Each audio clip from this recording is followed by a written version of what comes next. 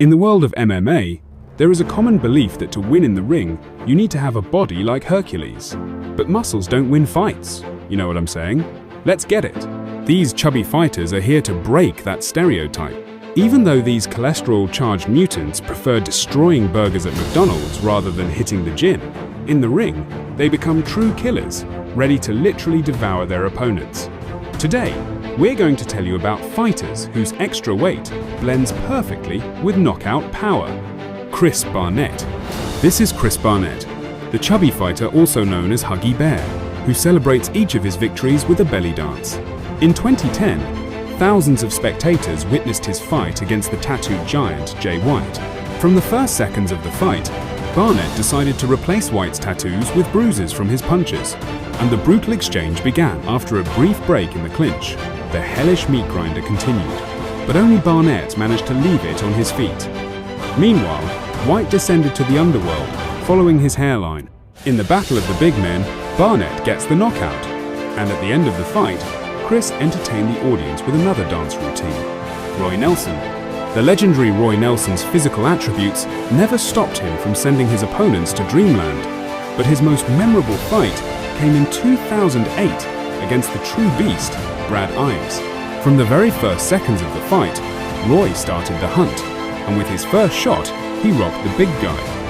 Roy's punches hit Brad's head harder than deep liquor in a saloon. Then, Big Country started ringing Brad's ears with his loud shots. After that, Roy threw the finishing blow, knocking the giant to the ground and securing an early victory before Big Country went off to grab a big tasty. Gano dos Santos vs Vyacheslav Datsik. This pumped-up giant is named Gano dos Santos, known as the chef in the ring. This time, he set out to make a cutlet out of Vyacheslav Datsik. But the madness of the Russian fighter could be measured in tons. His rage was enough to take on two opponents at once during the press conference. At the start of the fight, Datsik immediately showed his opponent who was at the top of the food chain. Then, he decided to bury all of Dos Santos' hopes of victory. In the end, Dos Santos realized he couldn't withstand a fighter with such thick cholesterol armor and cowardly refused to continue.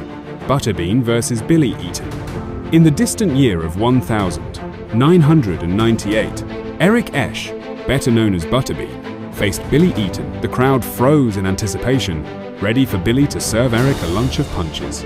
However, from the very first seconds of the fight, Butterbean used all 300 pounds of fury to literally smash his opponent with heavy blows.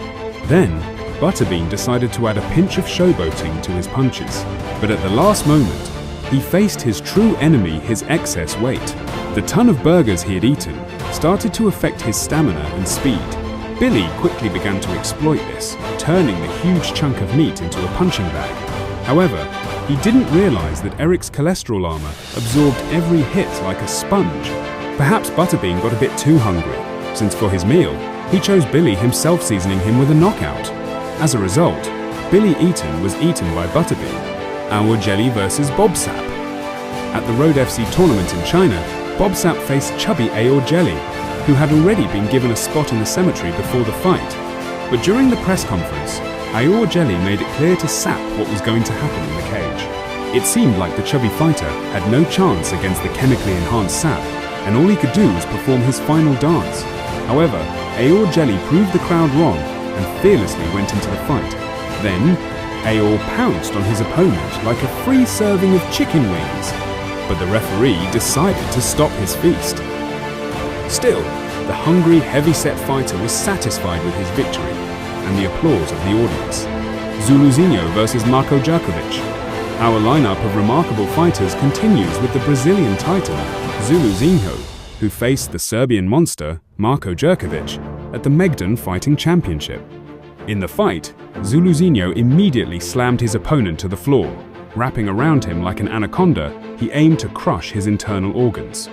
But the referee, perhaps feeling sorry for Marco, asked the merciless heavy-set fighter to release him from the suffocating fat hold. The Brazilian didn't let go easily and put on a carnival of strikes for the Serbian.